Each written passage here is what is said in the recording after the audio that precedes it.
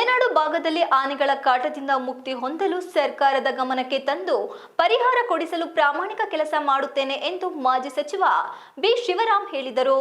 ಬಿಕ್ಕೋಡು ಹೋಬಳಿ ಸುತ್ತಮುತ್ತ ಆನೆಗಳು ಲಕ್ಷಾಂತರ ಮೌಲ್ಯದ ಗದ್ದೆ, ಕಾಫಿ ತೋಟ, ಬಾಳೆ ತೋಟ ಇನ್ನು ಮುಂತಾದ ಬೆಳೆಗಳನ್ನು ನಾಶ ಮಾಡುತ್ತಿದ್ದು, ಅಲ್ಲದೆ ಗ್ರಾಮಕ್ಕೆ ನುಗ್ಗಿ ಮನೆ ಸುತ್ತಮುತ್ತ ಓಡಾಡುತ್ತಿರುವುದರಿಂದ ಅಲ್ಲಿನ ಸುತ್ತಮುತ್ತಲಿನ ಗ್ರಾಮಸ್ಥರು ಭಯಭೀತರಾಗಿದ್ದು, ಅರಣ್ಯ ಅಧಿಕಾರಿಗಳು ಯಾವುದೇ ಪರಿಹಾರ ಮಾಡದೇ ಇರುವುದರಿಂದ ದಿಕ್ಕು ಕಾಣದೆ ಕುಳಿತಿದ್ದ ಸಂದರ್ಭದಲ್ಲಿ ಮಾಜಿ ಸಚಿವರು ಬೆಳೆ ನಷ್ಟ ಮಾಡಿರುವ ಪ್ರದೇಶಗಳಿಗೆ ಭೇಟಿ ನೀಡಿ ಗ್ರಾಮಸ್ಥರಿಂದ ಸಂಪೂರ್ಣ ಮಾಹಿತಿಯನ್ನು ಪಡೆದರು.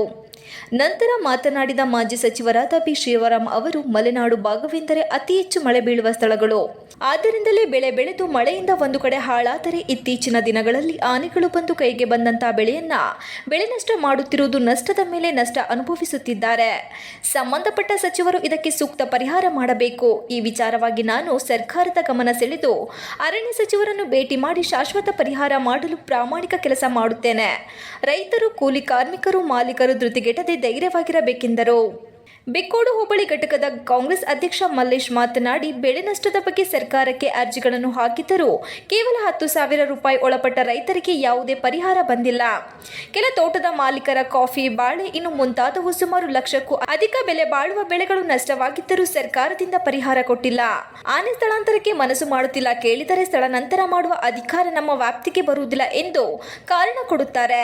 ಅದಕ್ಕೆ ಮುಂದಿನ ಗುರುವಾರ ಬಿಕ್ಕೋಡು ಗ್ರಾಮ ಪಂಚಾಯಿತಿಯಿಂದ ಹಾಸನದ ಜಿಲ್ಲಾಧಿಕಾರಿಗಳ ಕಚೇರಿ ವರೆಗೆ ಬಿಕ್ಕೋಡು ಗ್ರಾಮದ ಸುತ್ತಮುತ್ತಲಿನ ನಾಗರಿಕರು ಪಾದಯಾತ್ರೆ ಮಾಡಲು ನಿರ್ಧಾರ ಮಾಡಿದ್ದೇವೆ ಎಂದರು.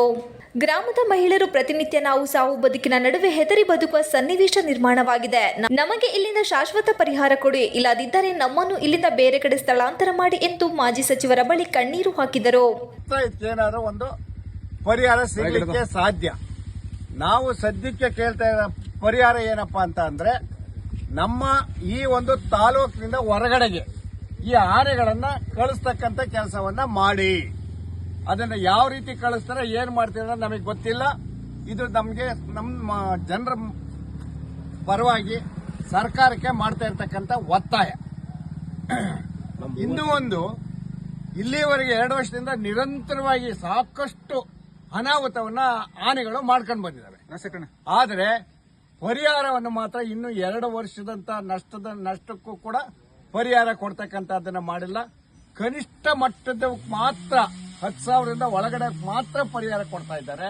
ಅದಕ್ಕಿಂತ ಮೇಲಿರ್ತಕ್ಕಂಥ ಯಾವುದೇ ನಷ್ಟಕ್ಕೆ ಸರ್ಕಾರ ಇವತ್ತು ಇಲ್ಲಿವರೆಗೂ ಪರಿಹಾರವನ್ನು ತುಂಬದೇನೆ ರೈತರಿಗೆ ಬಹಳ ತೊಂದರೆ ಆಗ್ತಾ ಇದೆ ಅಂತಕ್ಕಂಥದ್ದನ್ನು ಕೂಡ ಅವ್ರ ಗಮನಕ್ಕೆ ನಾವು ತರತಕ್ಕಂಥ ಕೆಲಸವನ್ನ ಈ ಮೂಲಕ ಮಾಡ್ತಾ ಇದ್ದೀವಿ. ನಾವು ಈಗಾಗಲೇ ಒಂದು ಪ್ರತಿಭಟನೆ ಮಾಡಬೇಕು ಅಂತೇಳಿ ನಾವು ಆಗ ಯೋಚನೆ ಮಾಡಿದ್ದೆವು. ಆದರೆ ಏನೋ ಶಾಸಕರು 1 ವಾರ ಕಾಲಾವಕಾಶ ತಗೊಂಡು ಸರ್ಕಾರದ ಗಮನ ಸೆಳೆದು ಏನೋ ಪರಿಹಾರ ಕೊಡ್ತೀವಿ ಅಂತ ಹೇಳಿದ್ದಾರೆ ಅಂತ ಸಮಾಧಾನವಾಗಿದ್ದೀವಿ. ಇನ್ನೊಂದು ವಾರ 10 ದಿವಸಗಳ ಕಾಲ ನಿರೀಕ್ಷೆಯ ಪರಿಹಾರ ಬಾರದೇ ಇದ್ದಲ್ಲಿ ಬಿಕ್ಕೋಡು ಕೇಂದ್ರದಲ್ಲಿ ಒಂದು ಪ್ರತಿಭಟನೆಯನ್ನ ಮಾಡಲಿಕ್ಕೆ ನಾವು ಸಿದ್ಧತೆಯನ್ನ ಮಾಡ್ಕೋಬೇಕಾಗುತ್ತೆ.